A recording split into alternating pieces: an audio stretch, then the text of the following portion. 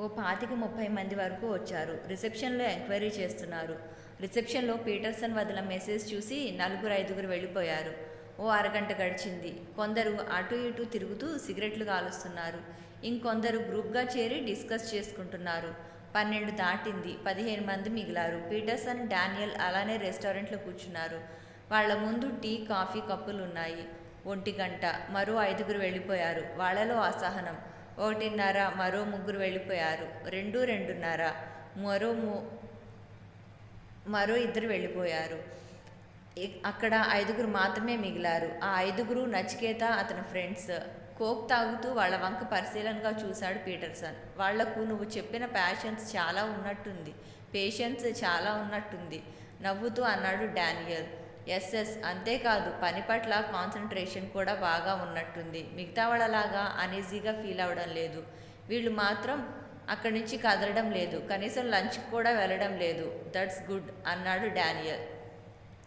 అంతేకాదు మనం ఇచ్చిన యాడ్ని ఇంటెలిజెన్స్ వాళ్ళు సీరియస్గా తీసుకున్నట్టు కనిపించలేదు. నేను రూమ్లోకి వెళ్ళిన అరగంట తర్వాత వాళ్ళని పంపించు. వెళ్ళేప్పుడు మంకీ క్యాప్ పెట్టుకో, బ్లాక్ కలర్ గాగుల్స్ పెట్టుకుని వెళ్ళు. ఎందుకు? వాళ్ళు నిన్ను గుర్తుపట్టకూడదు. వెళ్ళేటప్పుడు మంకీ క్యాప్ పెట్టుకో, బ్లాక్ కలర్ గాగుల్స్ పెట్టుకుని వెళ్ళు. ఎందుకు? వాళ్ళు నిన్ను గుర్తుపట్టకూడదు. ఈ ఆపరేషన్కు వాళ్ళు ఒప్పుకోకపోయినా రేపు మనల్ని ఐడెంటిఫై చేయకూడదు. నేను కూడా నా గెటప్ మార్చుకుంటాను. అందుకే అరగంట ఆగి పంపించమని చెప్పాను. మనం ప్రారంభించబోయే ఆపరేషన్ పేరు ఆపరేషన్ గెస్ట్ హౌస్ చెప్పాడు పీటర్సన్ లేస్తూ. Room number 113. నచికేత, అతని ఫ్రెండ్స్ ఆ రూమ్లోకి అడుగు పెట్టగానే డానియల్ రూమ్ తలుపు క్లోజ్ చేశాడు. ఎదురుగా కుర్చీలో పీటర్సన్. ఇప్పుడు అతని గెటప్ పూర్తిగా మారిపోయింది. తలపాగా ఒత్తైన గడ్డం, బ్లాక్ కలర్ కళ్ళజోడు. వెల్, మాకు కావాల్సింది ఒకే ఒక వ్యక్తి అన్నాడు పీటర్సన్. వెంటనే నచికేత అన్నాడు, మీరు చెప్పే పని 5 కలిసి చేయాలనుకుంటున్నాం. అందుకు మీకేమైనా అభ్యంతరమా? భుజాలు ఎగరేసి కోర్స్, అయినా మీరు నేను చెప్పిన పని చేయగలరా అన్నాడు పీటర్సన్. మీకు మా నుంచి కావాల్సిందేమిటి చెప్పనే లేదు అన్నాడు నచికేత. 360 గంటల్లో చావడానికి సిద్ధపడాలి. ఈ ఒకే పనిని 5 ఎలా చేయగలరు? పీటర్సన్ ఎదురు ప్రశ్న వేసేసరికి నచికేత ఆలోచనలో పడ్డాడు. అయినా వెంటనే తేరుకుని, కేవలం మేము చావడం కోసమే మీరు యాడ్ ఇచ్చారని మేము అనుకోవడం లేదు. 25 లక్షలు ఇచ్చి మమ్మల్ని చచ్చిపోవాలని చెప్పడానికి సరైన కారణం లేదు అన్నాడు నచికేత. కోర్స్, మీరు ఖచ్చితంగా చచ్చిపోవాలనే కండిషన్ కాదు. కావలసి వస్తే మాత్రం మీ చావుకు కారణం మీరేనని గుర్తించాలి అన్నాడు. పీటర్సన్ మాటలు కన్ఫ్యూజింగ్గా అనిపించాయి. వెంటనే పీటర్సన్, ముందు మీకో చిన్న టెస్ట్ అంటూ డానియల్ కేసు సైగ చేశాడు. డానియల్ ఓ ట్రేలో జ్యూస్ గ్లాసులు తెచ్చాడు. ఫ్రిడ్జ్లో నుంచి తీసి హ్యాబిట్ అన్నాడు. ట్రేను టీపాయ్ మీద పెట్టి పీటర్సన్. వాళ్ళు జ్యూస్ తీసుకోబోతుండగా, బట్ రిమెంబర్ 1 థింగ్, ఈ 5లో ఒక గ్లాసులో పాయిజన్, విషం కలిసి ఉంది. ఒకరు ఖచ్చితంగా చస్తారు. అలా చచ్చిన వారికి 25 లక్షలు ఇస్తారు అంటూ మంచం మీద ఉన్న బ్రీఫ్ కేస్ టీపాయ్ మీద పెట్టి ఓపెన్ చేశాడు. అందులో అన్ని కొత్త 500 రూపాయల నోట్లు. నచికేత జ్యూస్ గ్లాస్ తీసుకొని ఫ్రెండ్స్ వైపు చూసి చీర్స్ అన్నాడు. 5 జ్యూస్ తాగారు. పీటర్సన్ ఆశ్చర్యంతో చూస్తుండగానే ఆ 5లో ఏ రియాక్షన్ లేదు. ఏంటి అలా ఆశ్చర్యంగా చూస్తున్నారు? ఇందులో ఏ విషయమూ కలపలేదని తెలుసు. మా నుంచి మీరు ఏదో ఆశిస్తున్నారు. నిజంగా అదే నిజమైతే మీకు కావలసిన ఓ సాహసవంతుణ్ణి ఇలా చాలా సిల్లీగా జ్యూస్లో విషం కలిపి తాగమని చెప్పరు తాపీగా అన్నాడు నచికేత. పీటర్సన్ ఒక్క క్షణం కలవరపడిపోయాడు. ముసుగులో గుద్దులాట వద్దు, స్ట్రైట్గా విషయం చెప్పండి విలియమ్స్ సూటిగానే అడిగాడు. పీటర్సన్ ఒక్క క్షణం మౌనంగా ఉండిపోయి ఆ తర్వాత వాళ్ళ వైపు చూసి, మీ ధైర్యం, ఐక్యూ, ఒకే మాట మీద కలిసి ఉండే గుణం నాకు నచ్చాయి. స్ట్రైట్గా విషయానికి వస్తాను. బట్ ఒక్క విషయం, ఈ డీల్ మీరు చేపట్టకపోయినా, మధ్యలో తప్పుకున్నా ఆ విషయాన్ని ఇంతటితో మర్చిపోవాలి. అలా కాకుండా 6వ వ్యక్తికి తెలిస్తే అది మీ ప్రాణానికే ప్రమాదం. మీ వెనుక ఎప్పుడూ మా మనుషులు ఉంటారన్న విషయం మర్చిపోవద్దు.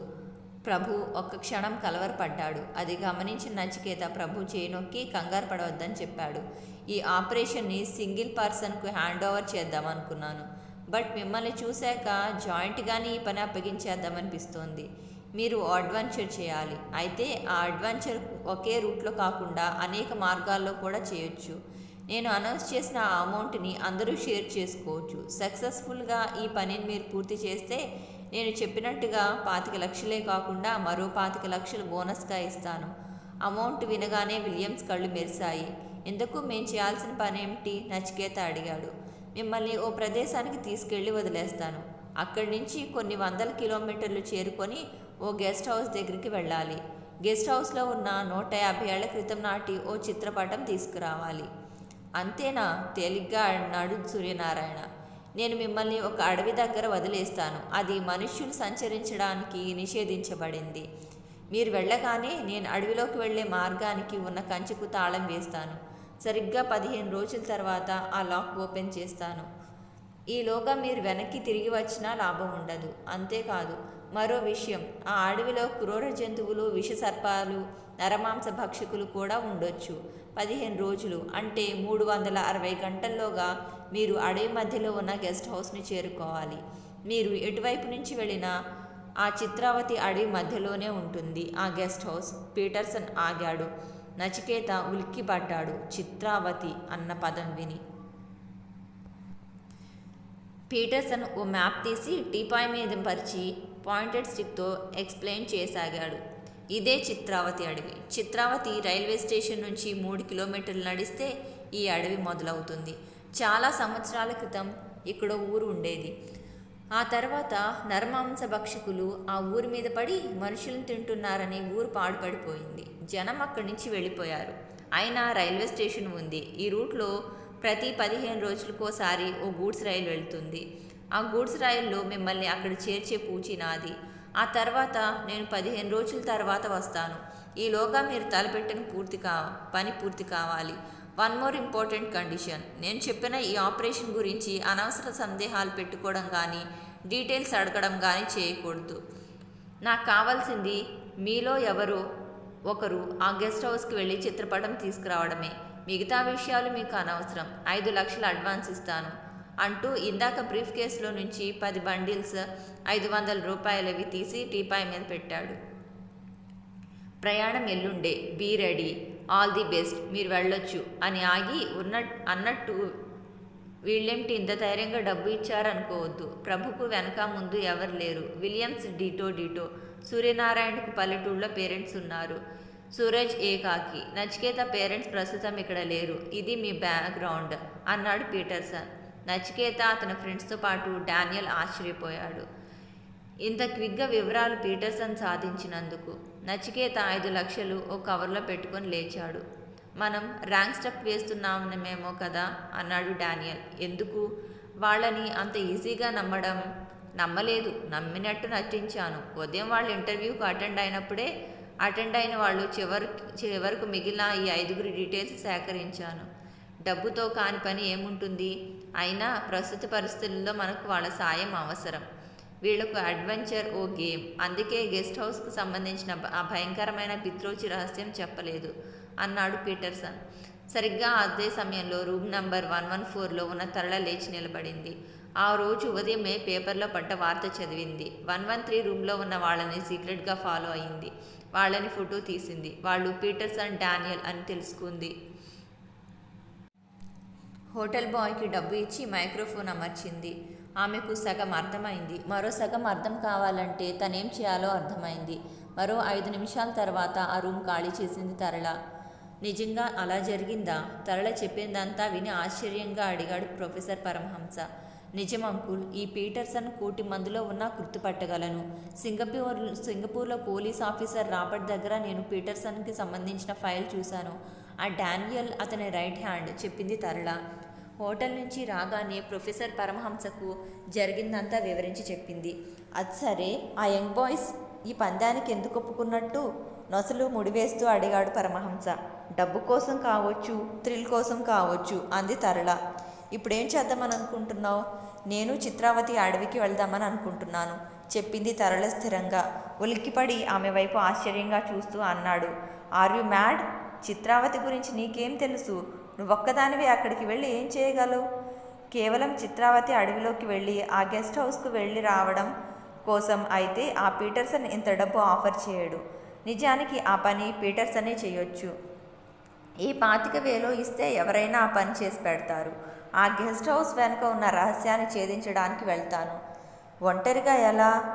అడవిలో ప్రవేశించాక నాతో పాటు ఆ 5గురు ఉంటారు. వాళ్ళు వెళ్ళే రోజు నేను వెళ్తాను. అక్కడ వాళ్ళని కలుసుకుంటాను. వాళ్ళ సాయంతో గెస్ట్ హౌస్ రహస్యం ఛేదిస్తాను. ఏమిటో బేబీ, నువ్వు సినిమాటిక్గా నీ ప్రయత్నాలు మొదలు పెడుతున్నట్టు అనిపిస్తుంది. ఏమాత్రం బెడ్స్ కొట్టినా నా ప్రాణాలు కొడగట్టినా నాకు లెక్కలేదు అంకుల్. డాడీ చావుకు కారణమైన వాడి మీద ప్రతీకారం తీర్చుకునే ప్రయత్నంలో నాకేమైనా పర్వాలేదు. Well said baby, I will do my level best. ఈరోజే చిత్రావతి అడవికి సంబంధించిన వివరాలు సేకరిస్తాను. నాకు తెలిసి అడవిలోకి ప్రవేశించి ప్రాణాలతో వచ్చిన వాళ్ళెవరూ లేరు. కానీ ఒక్కరోజు టైం ఇవ్వు అన్నాడు. ఆ రోజే ప్రొఫెసర్ పరమహంస చిత్రావతి అడవికి సంబంధించిన విషయాల గురించి స్టడీ చేయడానికి పాత పుస్తకాల ర్యాక్లో ఉన్న పాతకాలం నాటి పుస్తకాలను ముందు వేసుకున్నాడు. నచికేత అతని స్నేహితులు లాన్లో కూర్చున్నారు. మనం తీసుకున్న నిర్ణయం సరైందేనా అడిగాడు ప్రభు మిగతా స్నేహితులను ఉద్దేశించి. నీకిప్పుడు ఈ డౌట్ ఎందుకు వచ్చింది? ముందు మన ప్రయాణానికి ఏర్పాట్లు చేసుకోవాలి సూర్యనారాయణ అన్నాడు. నాకెందుకో మనం రాంగ్ స్టెప్ వేస్తున్నామని అనిపిస్తోంది. ఆ గడ్డపాయను చూస్తుంటే నాకేదో అనుమానంగా ఉంది ప్రభు భయంగా అన్నాడు. అనుమాన కణాలు, భయం కణాలు నీ ఒంట్లో ఎక్కువ మోతాదులోనే ఉన్నాయి సూరజ్ హేళనగా అన్నాడు. ఆ టాపిక్ వదిలేద్దాం. ఓ అడ్వెంచర్ చేసే అవకాశం వచ్చింది. ఈ వంకన మనం అడవిని, గెస్ట్ హౌస్ ఇవేనా కావా అన్నది తెలుసుకుందాం. ప్రొఫెసర్ పరమహంస కూడా చిత్రావతి అడవి గురించి చెప్పారు, గుర్తుందా? గుర్తుంది. కానీ మనం చిత్రావతికి వెళ్ళేది ప్రొఫెసర్తో చెప్పాలా? సూర్యనారాయణ అడిగాడు. చెప్పడమే బెటర్. ఆయన మనకు ఏమైనా గైడెన్స్ ఇవ్వచ్చు ప్రభు అన్నాడు వెంటనే. గైడెన్స్ ఇస్తాడో గంటల తరబడి లెక్చర్ దంచుతాడో ఆయన ప్రొఫెసర్కి ఎందుకు చెప్పడం సూరజ్ అన్నాడు. మనం ప్రొఫెసర్తో చెబితే మనల్ని డిస్కరేజ్ చేసే అవకాశం కూడా ఉండొచ్చు. అదీగాక మనం గెస్ట్ హౌస్కి వెళ్తున్న విషయం ఎవరికీ చెప్పొద్దన్న కండిషన్ కూడా ఉంది విలియమ్స్ అన్నాడు. కాసేపు తర్జన భర్జనలు జరిగాక ప్రొఫెసర్కి ఈ విషయం చెప్పొద్దని తీర్మానం చేసుకున్నారు. ప్రభు మాత్రం ఆలోచనలో పడిపోయాడు. ప్రయాణానికి ఏర్పాట్లు చేసుకోవడం మొదలుపెట్టారు. ఫ్రెండ్స్ అంతా భోజనాలకు కూర్చున్నారు. రామయ్య అందరికీ వడ్డిస్తున్నాడు. ప్రభు రామయ్య వంక చూడడం లేదు. అతన్ని వైపు చూడ్డానికే భయపడుతున్నాడు. విలియమ్స్ కూడా అదే స్టేజ్లో ఉన్నాడు. రామయ్య వడ్డిస్తుంటే అతని కుడి చేతి మణికట్టుకు ఉన్న రంగురంగుల దారాలు క్రిందికి వేలాడుతున్నాయి. ఏమిటవి రామయ్య? ఆ దారాల వంక చూపిస్తూ అడిగాడు సూర్యనారాయణ. తల తిప్పి సూర్యనారాయణ వంక చూశాడు. ఒకే ఒక్క క్షణం సూర్యనారాయణ ఒళ్ళు జలతరించింది. ఆ క్షణంలో రామయ్య మొహంలో అనేక రకాల భావాలు కనిపించాయి సూర్యనారాయణకు. నచికేత, విలియమ్స్, ప్రభు, సూరజ్ ఇవేమీ గమనించలేదు. రామయ్య సాంబార్ అన్నాడు నచికేత. రామయ్య సాంబార్ను ప్లేట్లో పోశాడు. మీకేం కావాలి సూర్యనారాయణను అడిగాడు రామయ్య తీక్షణంగా చూస్తూ. ఏమీ వద్దు అన్నాడు. ఏంట్రా సూర్య, ఒక్కసారిగా డల్ అయిపోయావు ఏంటి కదా సూరజ్ అన్నాడు. నథింగ్, ఏమీ లేదు సర్దుకొని అన్నాడు సూర్యనారాయణ. ఆ రాత్రి అందరూ నచికేత గదిలో పడుకుందాం అనుకున్నారు. ఇవాళ రాత్రి నేను ఇంట్లో ఉండడం లేదు చెప్పాడు రామయ్య నచికేతతో. అదేంటి, నువ్వెప్పుడే ఇల్లు విడిచి వెళ్ళవుగా? మా దగ్గర చుట్టాలకు సుస్థి చేసింది, హాస్పిటల్లో ఉన్నారు, చూడ్డానికి వెళ్ళాలి. మళ్ళీ రేపు ఉదయం వస్తాను. సరే, రేపు పొద్దున్నే వచ్చే. డబ్బులేమన్నా కావాలా? అక్కర్లేదు అన్నాడు తల అడ్డంగా ఊపుతూ. ఎప్పుడు వెళ్తావు? 12 గంటలకు చెప్పాడు రామయ్య. అంతా అర్ధరాత్రి వేళ? అదేంటి, నువ్వు హాస్పిటల్లో ఉన్న వాళ్ళను పరామర్శించడానికి వెళ్తున్నావా? క్షుద్ర పూజలు చేయడానికి శ్మశానికి వెళ్తున్నావా? జోకేశాడు సూరజ్. రామయ్య తల తిప్పి సూరజ్ వైపు చూశాడు. ఏ సూరజ్, పెద్ద ఆయనతో జోకులేంటి అంటూ, నువ్వు వెళ్ళు రామయ్య, మేము పెందలాడే పడుకోవాలి. వెళ్ళేప్పుడు మాకు ప్రత్యేకంగా చెప్పి వెళ్ళనక్కర్లేదు. వెళ్ళి రేపు ఉదయమే వచ్చే అన్నాడు నచికేత. రామయ్య అలానే అన్నట్టు తలూపాడు. చల్లగాలి కిటికీలోంచి రివ్వున వీస్తోంది. అబ్బా, చలి చంపేస్తోంది. కిటికీ రెక్కలు మూసేయండి అన్నాడు నచికేత. సూరజ్ వెళ్ళి కిటికీ రెక్కలు వేసి వచ్చాడు. నాకెందుకో ఈ పని మనిషి రామయ్యను చూస్తుంటే అనుమానం కలుగుతోంది. అయినా అర్ధరాత్రి 12 గంటలకు హాస్పిటల్కి వెళ్ళడమేంట్రా విలియమ్స్ అన్నాడు నచికేతతో. అన్నీ మనకెందుకు లేదు, అన్నాడు నిద్రొస్తున్నట్లు ఆవలిస్తూ. కానీ నచికేతలో కూడా రామయ్య పట్ల అనుమానం లేకపోలేదు. ఐదుగురిలోనూ ఆ అనుమానం ఉంది. ముఖ్యంగా సూరజ్కు. ఇందాకటి సంఘటన గుర్తొచ్చి వణికిపోయాడు. ఒక్క క్షణం రామయ్య కనుగుడ్లు ఎరుపు రంగులోకి మారడం ఎలా సాధ్యం? అతను కోపంగా చూసిన చూపు తను మర్చిపోలేదు. అందరూ కాసేపు టీవీ చూసి నిద్రకు ఉపక్రమించారు. అర్ధరాత్రి 11:50 సూరజ్కు మెలకువ వచ్చింది. అటు ఇటు లేచి పచారు చేయసాగాడు. ఎంతకీ నిద్ర పట్టలేదు. మళ్ళీ అతనికి ఆ ఇంట్లో నిద్ర రావడం లేదు. ఎందుకో అతనికి అర్థం కావడం లేదు. నిద్ర రావడం లేదా? గదిలో అటు ఇటు పచారు చేస్తున్న సూరజ్ని అడిగాడు సూర్యనారాయణ. నీకు నిద్ర రావడం లేదా? సూరజ్ అడిగాడు. ఊహు, నిద్ర రావడం లేదు. కళ్ళు మూసుకున్నా తెరిచినా ఆ రామయ్య గుర్తొస్తున్నాడు చెప్పాడు భోజనాల దగ్గర జరిగిన సంఘటన గుర్తు చేసుకుంటూ సూర్యనారాయణ. ఏం జరిగిందేంటి? భోజనం దగ్గర జరిగిన విషయం చెప్పాడు అతను. సరిగ్గా అప్పుడే ఆ గదిలో కరెంటు పోయింది. అదేంటి కరెంటు పోయింది అంటూ సూర్యనారాయణ తడుముకుంటూ వెళ్ళి కిటికీ తలుపులు తెరిచాడు. బయటనుంచి వెలుతురు లోపల పడుతోంది. ఒక్క మన గదిలోనే కరెంటు పోయినట్టుంది గొణిగినట్టు అన్నాడు సూర్యనారాయణ. సరిగ్గా అప్పుడే సూరజ్ కూడా బయట చూశాడు. మరుక్షణం ఆ ఇద్దరి శరీరాలు ఏకకాలంలో జలధరించాయి. అక్కడ లాన్లో రామయ్య. కిటికీలోంచి లాన్ స్పష్టంగా కనిపిస్తోంది. అక్కడ ఓ వ్యక్తి లాంగ్ కోటు వేసుకొని నెత్తిన హ్యాట్ పెట్టుకుని వెళ్తున్నాడు. ఆ ఇంటి గేటు తీయబోతూ ఆ వ్యక్తి తలను వెనక్కి తిప్పాడు. ఆ వ్యక్తి మరెవరో కాదు, రామయ్యే. లాంగ్ కోట్ హ్యాట్ పట్టుకొని రామయ్య తలను వెనక్కి తిప్పకుండానే వేగంగా గుండ్రంగా కదిలించాడు. కొన్ని క్షణాలు గిర్రు గిర్రును తిరుగుతూ ఒక్క క్షణం తల వెనక్కి తిరిగి ఆగింది. గేటు వైపు ఉన్న రామయ్య వెనుక వైపు తిరిగి అతని తల కనుగుడ్లు పైకి పొడుచుకువచ్చాయి. చాలా తీవ్రంగా కిటికీలోంచి చూస్తున్న సూర్యనారాయణ సూరజ్ల వైపు చూశాడు రామయ్య. ఒక్క క్షణం అతని నాలుక పొడవుగా సాగింది. ఎంత పొడవు అంటే దాదాపు 17 అడుగుల దూరంలో ఉన్న కిటికీ తలుపులను తాకేంత. భయంతో వణికి గబాలున కిటికీలు మూసేశారు. వాళ్ళంతా చెమట పట్టింది. భయంతో శరీరం కంపించిపోతోంది. ఇది నిజమా భ్రమ? గోడకు జారిగేలు పడి అడిగాడు భయంగా సూరజ్. నిజమే అన్నాడు సూర్యనారాయణ భయంతో బిగుసుకుపోతూ. నచిని, విలియమ్స్ని, ప్రభుని లేపుదామా? అలాగే తడుముకుంటూ మంచం దగ్గరికి వెళ్ళారు. నచి, ప్రభు, విలియమ్స్. మంచం ఖాళీగా విక్కిరించింది. చీకటిలోనే తడిమి చూశారు. ఎవరూ లేరేంటి? భయంగా అడిగాడు సూర్యనారాయణ. బదుల్లేదు సూరజ్.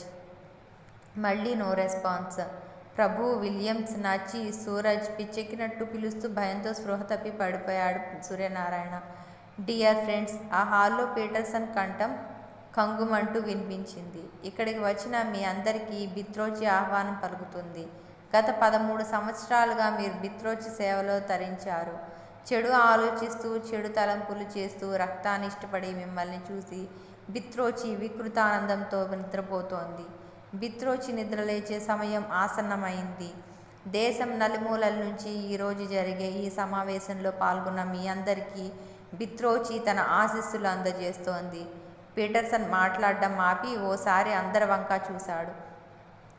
అందరూ బ్లాక్ గౌన్లు వేసుకొని వాటి మీద ఎర్రటి పట్టీలు ధరించి ఉన్నారు. అందరి కుడి చేతులకు రంగురంగుల దారాలు కట్టబడి ఉన్నాయి. పీటర్సన్ చూపులు రామయ్య మీద పడ్డాయి. రామయ్య నిశ్శబ్దంగా లేచాడు. లాంగ్ కోట్లో ఉన్నాడు రామయ్య. పీటర్సన్ స్వయంగా దగ్గరికి వచ్చి అతడిని డయాస్ మీదకి తీసుకువెళ్ళి, ఫ్రెండ్స్, మీకు ఇప్పుడు ఇంపార్టెంట్ పర్సన్ పరిచయం చేస్తాను. Meet mister Ramayya. క్షుద్రోచి తంతును నిర్వర్తించగల ఒకే ఒక వ్యక్తి. 8 దారాలను ధరించి 5 క్షుద్రతంతులను పూర్తి చేసి బిత్రోచికి అత్యంత ఆప్తుడయ్యాడు. ఇప్పటి వరకు మీకు అజ్ఞాతంగా ఆజ్ఞలు జారీ చేస్తూ వివిధ ప్రాంతాల్లో ఉన్న మిమ్మల్ని బిత్రోచి వైపు నడిపిస్తున్న వ్యక్తి చెప్పాడు పీటర్సన్. ఆ హాల్లో ఉన్న వాళ్ళంతా మోకాళ్ళ మీద కూర్చొని 2 చేతులను ఇంటూ ఆకారంలో పెట్టి తమ హర్షాన్ని తెలియజేశారు. రామయ్య గొంతు విప్పాడు. ఫ్రెండ్స్, సుమారు 20 ఏళ్లుగా నేను బిత్రోచిని ఆరాధిస్తున్నాను. బిత్రోచికి ఇష్టమైన చెడు చేస్తూ, చెడును ఆచరిస్తూ, స్వార్థపూరితమైన జీవితాన్ని గడుపుతూ అంచెలంచెలుగా 5 క్షుద్రతంతులను సాధించాను. ఇంతవరకు అజ్ఞాతంగా ఉంటూ ఎప్పటికప్పుడు ఆదేశాలు అందజేస్తూ మిమ్మల్ని బిత్రోచికి దగ్గర చేసే ప్రయత్నం చేశాను. త్వరలో బిత్రోచి నిద్రలేస్తుంది. ఇది తథ్యం. అప్పుడు మీ అందరినీ ఆశీర్వదిస్తుంది. మనమంతా బిత్రోచి అనుచరులం. ప్రపంచమంతా బిత్రోచి వశమయ్యే సమయం ఎంతో దూరంలో లేదు. మరోసారి తమ హర్షాన్ని తెలియజేశారు ఆ హాల్లో ఉన్నవాళ్ళు. రామయ్య పీటర్సన్ వైపు చూసి తర్వాత ఆ గదిలో వెలుగుతోన్న క్యాండిల్ వైపు చూశాడు. ఆ హాల్లో పెద్ద క్యాండిల్ వెలుగుతోంది. హాలు తలుపులు మూసివేసి ఉన్నాయి. పీటర్సన్, రామయ్య డయాస్ మీద ఉన్నారు. డయాస్ ముందు ఓ టేబుల్ ఉంది. దాని మీద పెద్ద క్యాండిల్ ఉంది. రామయ్య తీక్షణంగా ఆ క్యాండిల్ వైపు చూశాడు. తన కుడి చేతి బొటన వేలుతో ఎడమ చేతి మణికట్టు దగ్గర గట్టిగా గాయం చేసుకున్నాడు. రక్తం చిమ్మింది. ఆ రక్తాన్ని క్యాండిల్ వెలుతురు మీద ధారగా చిమ్మించాడు. క్షణక్షణానికి ఆ క్యాండిల్ వెలుతురులో మార్పు వస్తూ రంగులు మారుతోంది. ఒక్క క్షణం పసుపు రంగులోకి మారి ఎరుపు రంగులోకి వచ్చింది. అందరూ ఆసక్తిగా గమనిస్తున్నారు. డయాస్ మీద ఉన్న రామయ్య, పీటర్సన్లు కనిపించలేదు. కానీ అక్కడి నుంచో మాటలు వినిపిస్తున్నాయి. ఫ్రెండ్స్, ఈ రోజు నుంచి ప్రతిరోజు అర్ధరాత్రి 12 గంటల వేళ క్షుద్రోచిని ఆరాధిస్తూ క్షుద్ర పూజలు నిర్వర్తించండి. క్షుద్రోచిని ఆహ్వానిస్తూ ప్రతిరోజు అర్ధరాత్రి 3 చుక్కల రక్తాన్ని క్షుద్రోచికి సమర్పించండి. మాటలు ఆగిపోయాయి. ఆ హాల్ నుంచి కదిలారు బిత్రోచి క్షుద్ర సంస్థ సభ్యులు. ఉలిక్కిపడి కళ్ళు తెరిచాడు సూర్యనారాయణ. నచికేత, విలియమ్స్ ప్రభు తమ వైపు ఆందోళనగా చూస్తూ కనిపించారు. వాట్ హ్యాపెండ్ అడిగాడు నచికేత వాళ్ళిద్దరినీ. రామయ్య ఏదో జ్ఞాపకం చేసుకునే ప్రయత్నం చేస్తూ అన్నారు. రామయ్య లాంగ్ కోట్ సూర్యనారాయణ గొడిగాడు. తల గిర్రున తిరిగింది. నాలిక కిటికీ దగ్గరికి వచ్చింది. కలవరిస్తున్నట్టు అన్నాడు సూరజ్. నచికేత ఆశ్చర్యంగా వాళ్ళిద్దరి వైపు చూస్తుండిపోయాడు. ఏదైనా పీడకల వచ్చిందా? విలియమ్స్ అడిగాడు. పీడకల కాదు, పీడకల లాంటి నిజమైన సంఘటన, సూర్యనారాయణ చెప్పాడు. పీడకల లాంటి సంఘటన ఏంటి? ప్రభు అనుమానంగా అడిగాడు. సూరజ్ రాత్రి జరిగింది చేసుకోసాగాడు. రాత్రి మీరంతా ఏమయ్యారు? సూర్యనారాయణ అడిగాడు అనుమానంగా చూస్తూ. రాత్రి బాగా నిద్ర పట్టింది. నిద్ర మాత్రలు వేసుకున్నంత నిద్ర అన్నాడు విలియమ్స్. అవునవును, తెల్లవారేదాకా మెలకు రాలేదు ప్రభు అన్నాడు. నేను లేచేసరికి నువ్వు, సూరజ్ భయంతో వణికిపోతూ కనిపించారు చెప్పాడు నచికేత సూర్యనారాయణతో. సూర్యనారాయణలు మొహమొహాలు చూసుకున్నారు. సూరజ్ రాత్రి తాము చూసిన సంఘటన చెప్పాడు. మీరు నమ్మినా నమ్మకపోయినా ఇది నిజం. రామయ్య లాంగ్ కోట్ వేసుకుని వెళ్తున్నాడు.